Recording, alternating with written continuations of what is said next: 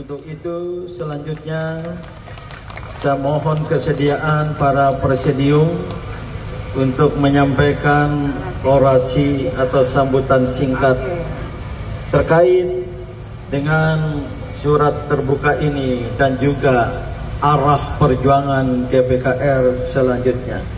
Mungkin secara berurutan dari kanan. Terima kasih. Bapak, Ibu, saudara-saudari sekalian, kita yang berkumpul di sini dalam suatu keprihatinan. Karena apa? Karena kedaulatan rakyat sudah dirampok, sudah dirampas melalui pemilu yang curang. Dan kami hadir di sini menuntut keadilan, menuntut agar kedaulatan rakyat yang sudah dicuri, yang sudah dirampok pada pemilu yang curang dikembalikan. Kamilah rakyat pemegang kedaulatan tertinggi di Republik ini. Allahu Akbar. Kami menuntut keadilan kepada Mahkamah Konstitusi karena prinsip keadilan yang dalam bahasa Latin disebut tribuere sus quisque, artinya berikanlah hak kepada mereka yang berhak, dan kita rakyat berhak atas kedaulatan rakyat. Dan inilah amanah konstitusi yang dijamin dalam Undang-Undang Dasar 45.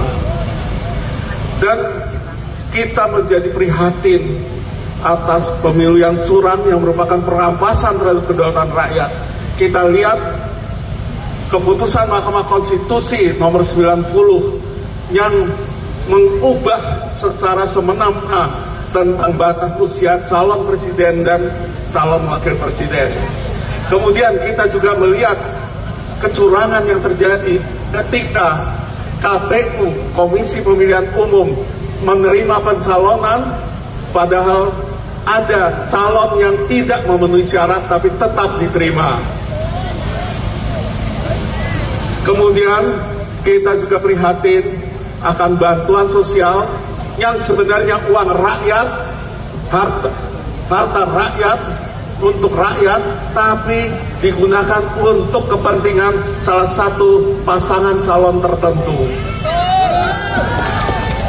Dan kita merasa terusik juga dengan intimidasi yang terjadi untuk memilih salah satu calon tertentu.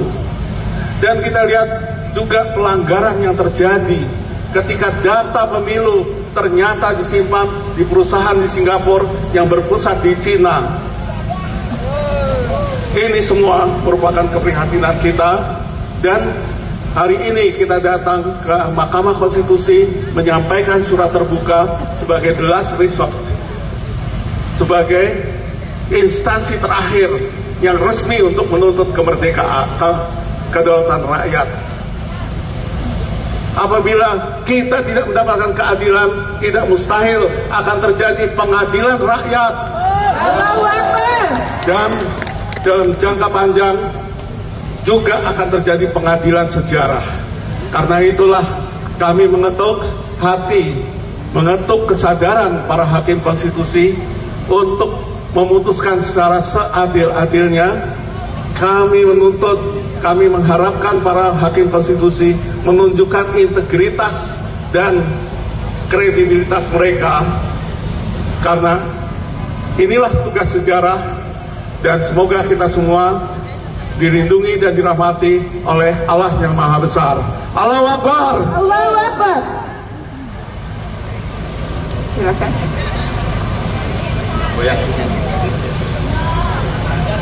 Assalamualaikum warahmatullahi wabarakatuh. Waalaikumsalam warahmatullahi wabarakatuh. Selamat siang dan salam sejahtera untuk kita semua.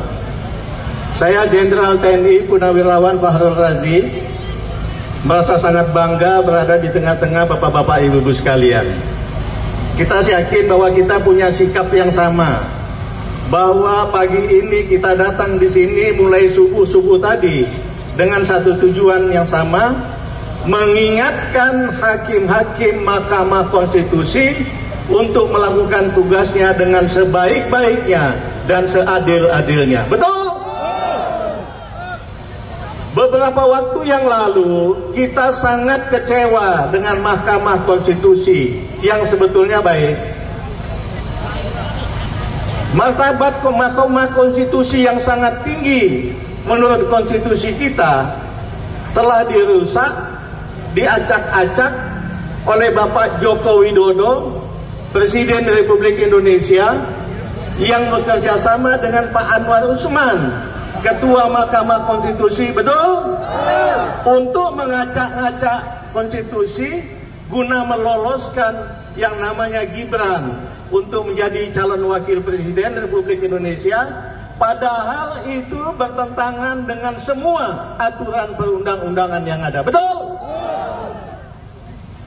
Tapi alhamdulillah saat ini Mahkamah Konstitusi sudah dipimpin dan diawaki oleh hakim-hakim konstitusi yang profesional dan takut pada Tuhan, betul?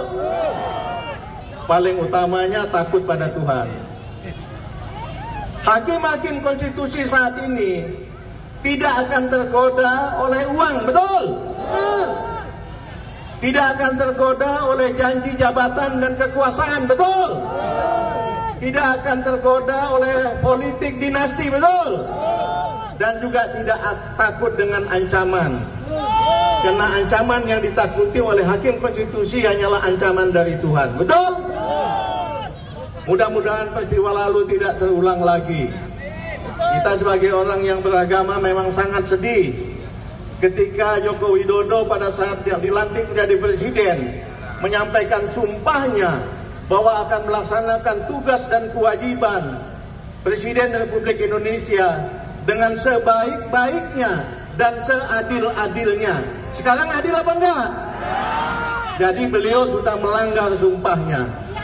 Kalau melanggar sumpah, ya mohon maaf, kita semua tahu pasti ada laknat dari Allah Subhanahu wa Ta'ala nanti. Dan kita yakin juga, saya sebagai purnawirawan TNI yakin bahwa teman-teman TNI juga goyah melihat ini, galau melihat ini. Karena di TNI kan ada penegasan dalam Sabta Marga. Kami kesatria Indonesia yang bertakwa kepada Tuhan Yang Maha Esa, serta membela kejujuran, kebenaran, dan keadilan. Betul? Nah, kalau dia juga punya sumpah seperti itu, melihat presidennya kok nggak jujur dan nggak adil, pasti hatinya goyah. Mudah-mudahan ini juga tidak menggoyahkan bangsa ini. Pelan-pelan kita perbaiki bersama. Kembali kita doakan bersama, kita upayakan bersama. Mudah-mudahan hakim-hakim konstitusi yang sangat kita percaya ini mampu kembali menegakkan demokrasi di Indonesia, menegakkan hukum Indonesia, untuk menjadikan negara Indonesia yang sedang tidak baik-baik saja ini menjadi kembali menjadi presiden, menjadi negara yang kita banggakan bersama. Betul? Terima kasih. Billahi taufiq wal hidayah. Assalamualaikum warahmatullahi wabarakatuh. Waalaikumsalam warahmatullahi wabarakatuh.